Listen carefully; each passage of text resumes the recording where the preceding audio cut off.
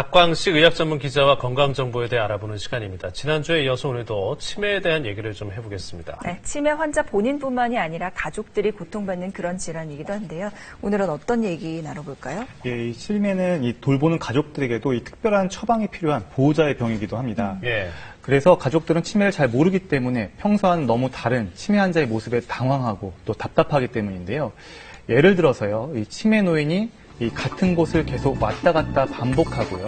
또 이 쓰레기를 아무 곳에나 숨겨놓거나 또 침을 계속해서 뱉는 상황. 여기가 집인데도 집을 찾아가겠다고 보따리를 계속 싸는 행동. 이렇게 한두 번도 아니고 자꾸만 되풀이할 때 가족들은 화를 내기가 쉽습니다. 또 계속 누구세요라는 말을 반복하는데요. 한두 번도 아니고 자꾸만 되풀이하면 가족들도 참기가 어렵습니다.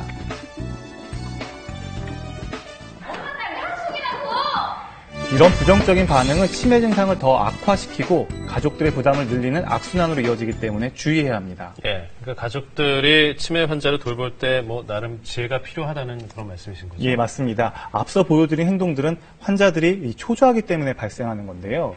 이럴 때는요, 화를 내지 말고 또 이렇게 부드러운 말로 안정감을 주는 게 좋고요. 이 목마르거나 배고프거나 배변 같은 신체적 욕구가 해소가 필요하진 않는지 확인이 필요합니다. 예. 자연스러운 반복으로 관심을 다른 곳으로 돌리는 거죠. 그리고 치매 노인이 또 이렇게 같은 말을 반복해서 또 이렇게 여러 번 또 묻는다면요. 누구세요? 엄마 딸 향숙이. 이렇게 짜증을 내지 말고 끈기를 가지고 대답해 주는 게 좋습니다. 이 관심을 가질 만한 즐거운 이야기를 하거나 콩 고르기, 수검 접기 같은 소일거리를 하게 하면서 관심을 다른 곳으로 유도하는 겁니다. 네.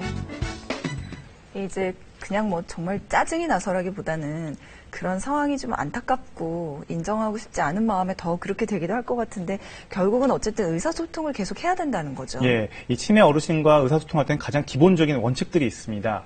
이 치매 어르신은 지금까지 알던 어머니, 아버지와는 다르기 때문에 환자의 눈높이에 맞춰서 새롭게 관계를 맺어야 합니다.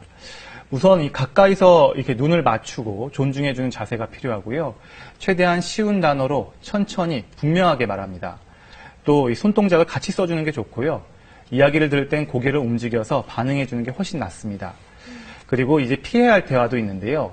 치매 환자와 대화할 때 아느냐, 기억해보라는 식으로 테스트를 하는 말이나 정말 치매가 맞네요 라며 환자에게 치매를 직면하게 하거나 윽박지르는 태도는 삼가해야 합니다. 네.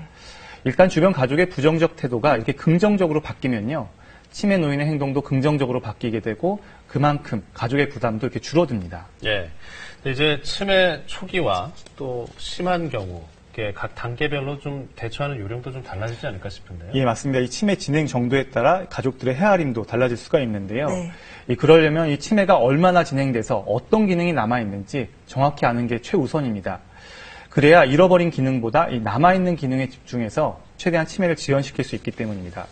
이 치매 초기로 판정되었다면 이 반복 학습으로 새로운 걸 배울 수가 있습니다. 그래서 남편이 치매에 걸린 아내를 위해서 의대학원을 같이 등록한 경우도 있고요. 또 간단한 장보기도 같이 할 수가 있습니다. 그래서 일주일 계획을 세울 때 이런 가능한 일정들을 한두 개 잡아주는 게 좋습니다. 이보다 심한 또 치매 중기라면요. 과거의 기억이 사라져 가긴 하지만 옷을 개거나 마늘 까기 등 이 부분적인 단순 활동이 가능합니다. 또 그림 등 안내 표지를 두면요. 익숙한 장소는 혼자 다닐 수가 있는데요. 이런 가능한 활동 위주로 혼자 하게끔 해주는 게 좋습니다. 세심하게 살펴보면 이 치매 어르신이라도 할 수 있는 게 많아서요. 네. 아무것도 할 수 없을 거라는 편견을 버리는 게 무엇보다 중요합니다. 그리고 가족들 스스로도 건강을 돌보는 게 굉장히 중요한데요. 되게 중요할 것 같아요. 그렇습니다. 이를 소홀히 하면 가족들은 육체적, 정신적으로 금세 피로해지기 마련입니다. 자신을 위한 휴식 시간을 짬짬이 챙기고 필요할 때 이 도움을 받을 수 있는 지인이나 기관을 정리해 놓는 것이 치매 환자를 잘 돌보는 지름길입니다. 네. 지금까지는 이제 치매 환자를 돌보는 법에 대해서 알려주셨는데요. 제일 좋은 건 사실 치매를 예방할 수만 있다면 하는 거잖아요. 네. 어떤 수칙들이 있을까요? 예, 이 치매 예방한 수칙들이 있는데요. 3권, 3금, 3행입니다. 이 세 가지 권하는 건 이 일주일에 3번 이상 걷기, 또 생선과 채소를 챙겨 먹기, 독서하며 부지런히 읽고 쓰는 겁니다. 그리고 3가지 피해야 할 건 담배, 술, 머리 다치는 이 뇌손상입니다. 또 이 3가지 행해야 하는 건 혈압, 혈당, 콜레스테롤, 정기 검진하는 거고요. 지인과 자주 연락하기, 또 매년 보건소에서 치매 조기 검진하는 겁니다. 이것만 잘 실천해도 치매 예방 효과가 상당합니다. 또 이 보건복지부와 중앙치매센터가 추천하는 이 치매 예방 체조가 있는데요. 여기서 하나만 소개하자면요. 네. 이 온몸 자극하기입니다. 어깨를 풀어주고 혈액순환과 뇌자극 효과가 있다고 하는데요. 방법은요, 가볍게 두드려줍니다. 머리, 이렇게 어깨, 엉덩이, 박수치기. 머리, 어깨, 엉덩이, 박수. 익숙해지면 이 제자리에서 걸으면서 할 수가 있습니다. 네. 이 지난주에 이어서 이 치매에 대해 자세히 알아봤는데요. 무엇보다 치매는 조기 발견이 제일 큰 약입니다.